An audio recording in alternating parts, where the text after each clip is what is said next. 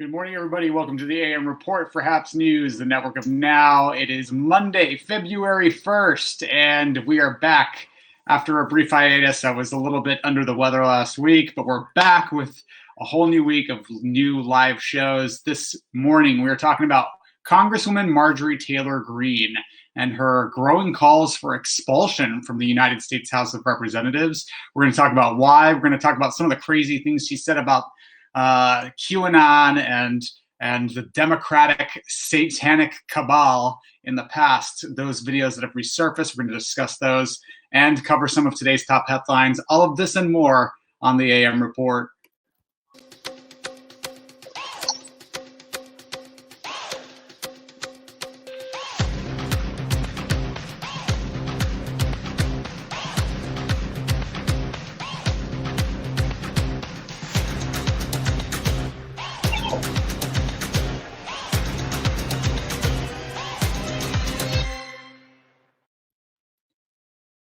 Good morning, everybody. Thank you so much for joining. If you're watching on the HAPS app, website, or platform, click the award button. Let us know you're enjoying it. Or if you're watching on Reddit, YouTube, Periscope, Facebook, leave a comment, and we'll bat around with each other live on air. I want to thank everybody who's joining this morning. Good to see you. Thanks for your comments. Thank you for subscribing, Chris Tomlinson.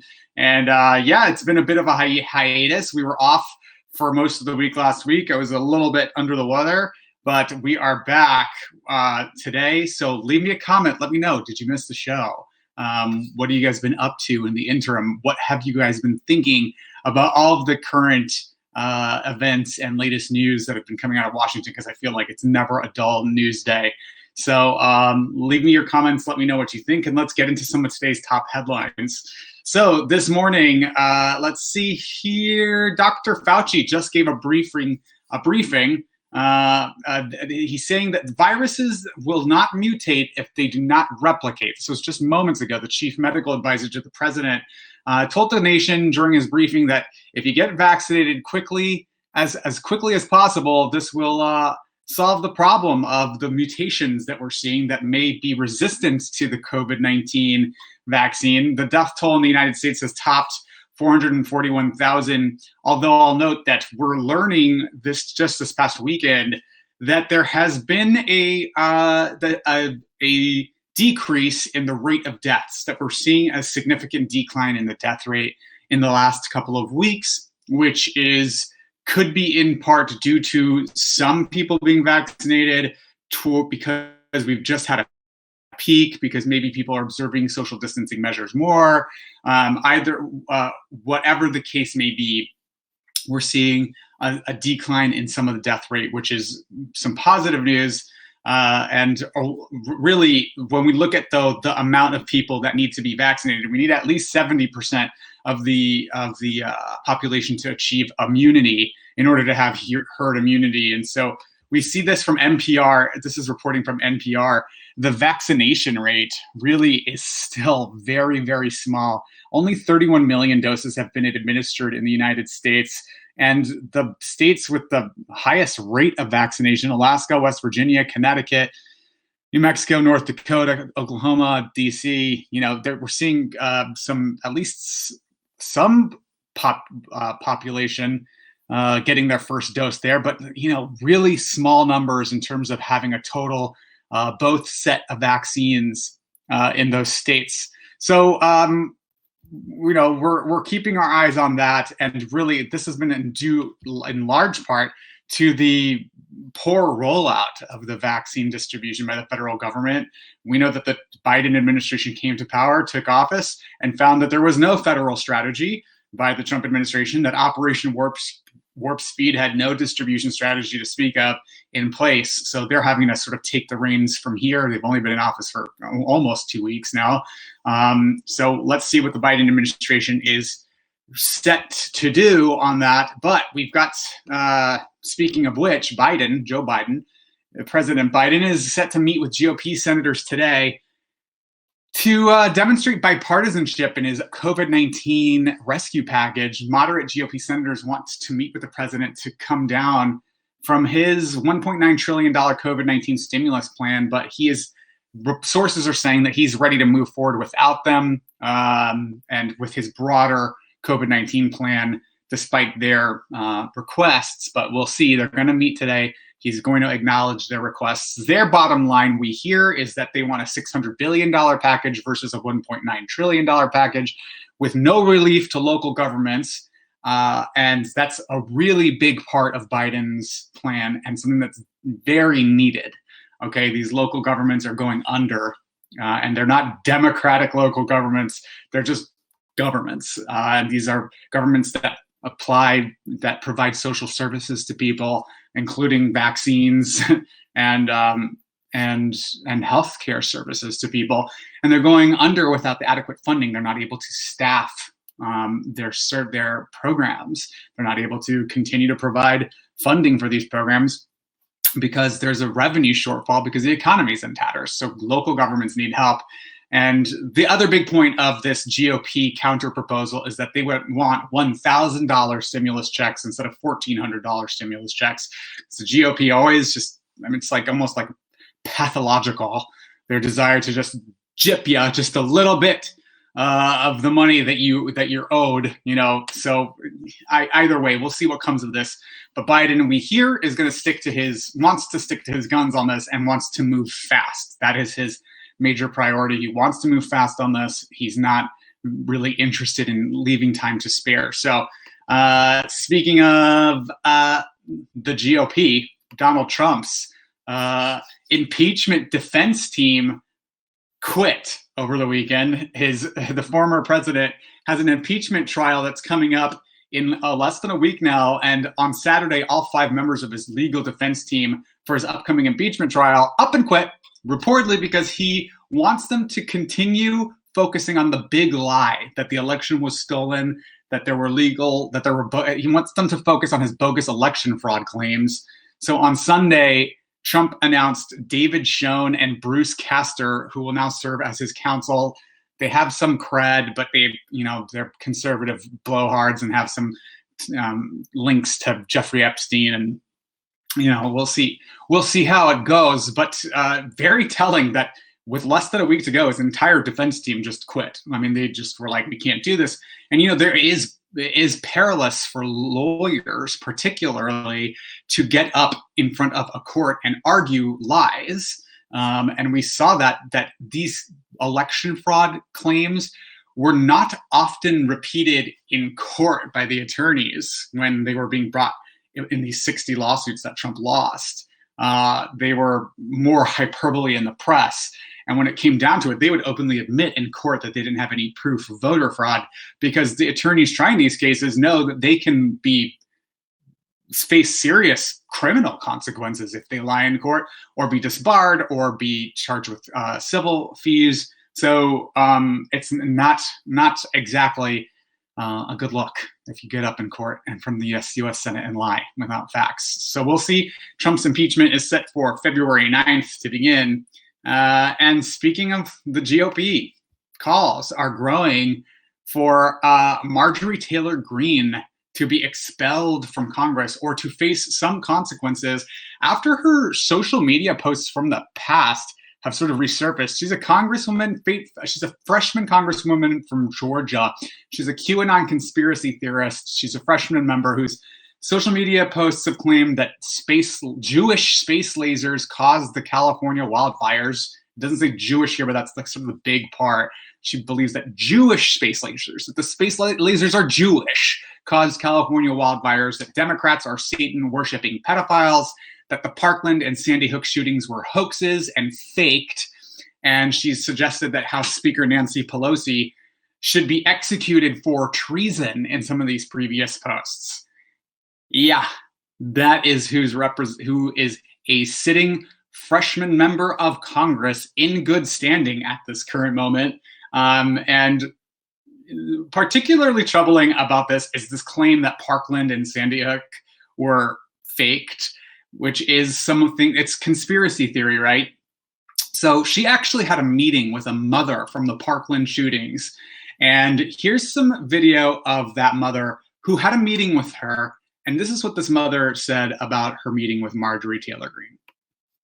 Our talk went very well. It was friendly and cordial. And at the end, I asked her what she wanted me to say about our conversation when I go on MSNBC tomorrow. And her answer to me was, say whatever you want. And I asked her again, I said, are you sure? Just let me know what it is that you want me to be able to share about our conversation. And she said again, say whatever you want. So here I am, and that's what I'm going to do. My first question to Congresswoman Greene was, do you really believe that Parkland and Sandy Hook were false flags and staged? That was a really important question to me. I just, to this moment, cannot fathom that somebody could say something like that. Her answer to me was unequivocally, no, I do not. So did I believe Congresswoman Greene when she said Parkland and Sandy Hook were not false flags or staged events? Well, I very much wanted to, and I wanted to be able to believe her. So I asked her if she would come on air with me today and make a public statement. You know, I just said, I said, you know what, if that's really, really what you believe, then come on air and tell the public just that. Well, her statement is clear because here I am with you and she's not here right now. You know, Alex, truth is power. And if Congresswoman Greene believes that Parkland and Sandy Hook were in fact real events, she would be willing to say that publicly. And her failure tells me that for Congresswoman Greene, politics trumps truth, because lies and conspiracy theories are more important to her than honesty. And you know, I'm going to say it again, she has no right to trivialize the murder of 17 innocent lives on February 14th. She has no right to negate Scott's heroism, and she has no right to demean Scott's memory with her conspiracy theories. So I would like Congresswoman Greene, especially after our conversation, to publicly disavow her comments and apologize to those from Parkland and Sandy Hook who she has hurt and devastated with her words. Mother of Parkland, it was Parkland's teacher, who was a young teacher there and a gym coach who was murdered during the Parkland shootings, saying that she met with Marjorie Taylor Greene, that in private, Marjorie Taylor Greene acknowledges that she doesn't believe that Parkland and Sandy Hook were faked, and yet she refuses to publicly disavow these comments. In fact, she spent the majority of the weekend tweeting that she's never going to back down, she'll never apologize. She announced Saturday that she had spoken with former President Trump and that her calls for her expulsion from Congress are just Democrats trying to silence her, and she'll never apologize for what she did, and she's proud of it. So she's not going to back down from these comments, but privately telling mothers from Parkland's shootings that she doesn't believe that they were hoaxes, that she doesn't actually really believe the things that she says, or maybe she does. It's not clear, but what we know is that this is a growing PR crisis for the Republican Party, because she's now a firebrand of the Republican Party. She's of the Trump wing, and privately Republicans are cringing at her comments and are cringing at the insurrection and are cringing at the conspiracy theories about the big lie that the election was stolen. I'm talking about elected members of Congress, Republicans, that privately will cringe about this. Publicly, out of 211 members, only one Republican in the House has publicly disavowed Marjorie Taylor Greene at this point. Just one. Democrat Jimmy Gomez has introduced a bill calling for her expulsion that has gotten some traction. We have about 58 representatives in Congress saying they will support this motion. And as we see more and more of these videos, those calls are growing, but it's not likely to happen. You need 2/3 majority vote in the House in order to expel a member of Congress.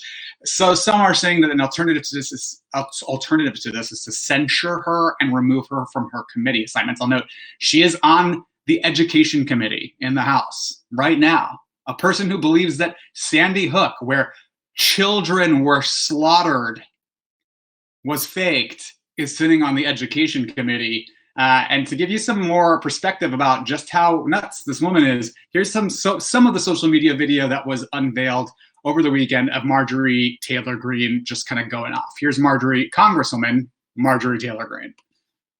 And all these different agencies in the courts, in all these different offices. They stand in the way. They push papers aside. They stop policies from happening. They don't tell the truth. They won't pass on information. All of those obstructionists and resistance, they are nothing compared to the American people. Do you understand that? See, all of us together, when we rise up, we can end all of this. We can end it. We can do it peacefully. We can. I hope it doesn't have to, we don't have to do it the other way. I hope not. But we should feel like we will if we have to, because we are the American people. America, listen to me. America is the light of the world. Do you understand that? Our freedom and what we represent, we're the light to the world. If this generation, if all of us allows our freedoms to fall, if we allow ourselves to be pushed into socialist programs like the stupid $15 an hour living wage, if we allow ourselves to go into complete socialism, if we allow ourselves into gun control, do you understand that we are just allowing that light to be dampened and to be covered, and we're allowing that light to go out? Are you going to do that? I'm not. Oh, hell no, I'm not. Are you going to allow people to be paid a living wage? Are you going to let America's light dim out by letting people survive in this country? Marjorie Taylor Greene, in what is both an insane presentation of her conspiracism and also a severe misunderstanding of socialism, a severe a depiction of her ineptitude and stupidity, and her dire need of opening a book and studying. A member of Congress should have some aptitude,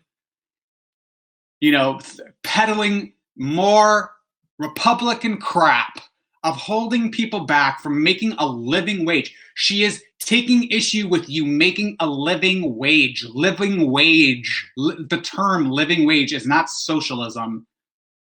Putting people in, making sure that people can survive off of their wages rather than exploited is not socialism. Okay? We're still a free capitalist, mixed economy with plenty of, by the way, socialist programs that I'm sure Marjorie Taylor Greene quite enjoys, like police departments and K through 12 education and fire departments and the military. She doesn't complain about socialism then, only about lifting people out of exploitation and making a living wage. And by the way, $15 an hour, which is something progressives have been calling for forever, not to make this a rant about the minimum wage, but let's be real, it doesn't even keep track with inflation, okay? The national minimum wage is still something like $7 an hour. That's the same as it was when I was working at the movie theater when I was 16 years old. So it's not a living wage, and it's not socialism, and that she's drumming up this much anger about the living wage. Hell no. I'm not going to stand for people, that just drives me nuts. So Marjorie Taylor Greene, more of her conspiracist comments, more of her insanity. And, the House Republicans have been very silent about this. We got a comment from Cameron saying she has a history of comments towards Muslims and Black Americans. It will be interesting to see if that hurts her future re-election chances. There is no indication that her future re-election chances are going to be harmed in any way, right? So the calls for censure and her removal from Congress don't appear to have damaged her standing in her conservative North Georgia district. And they may have even strengthened her, actually. She's raised $1.6 million. She tweeted on Friday that she's raised $1.6 million off all the controversy. She met with Trump by phone on Saturday, and she's got about 300,000 followers. She just had a chat with Trump, and he referred to her as a future Republican star. Out of the 211 members of Congress, again, who are Republican, only one has publicly disavowed her. And spokesperson for House Minority Leader Kevin McCarthy, GOP Minority Leader Kevin McCarthy, told CNN and Axios that the congressman plans to have a conversation with her. But that's the extent of which we are hearing any public-facing scrutiny of Marjorie Taylor Greene from the Republican caucus. So we will see. We will see. We got a comment that says albatross. Yeah, if she is the face of the new Republican Party, I think that there's a lot of worry within the Republican Party that it's actually not good for them.